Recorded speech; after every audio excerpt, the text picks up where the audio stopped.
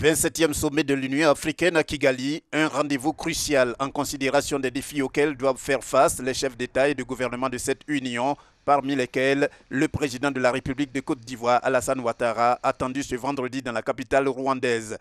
Pour parler des enjeux de cette rencontre, d'abord l'élection d'un nouveau président de la Commission de l'Union. Plusieurs noms circulent déjà en ce qui concerne des candidats désireux d'être en compétition.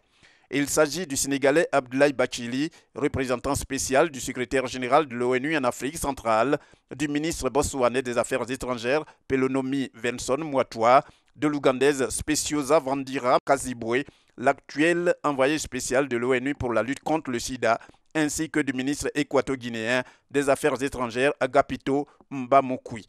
C'est donc l'un de ces prétendants qui, en cas de victoire, va succéder à la Sud-Africaine Nkosi Dlamini-Zuma sur le départ.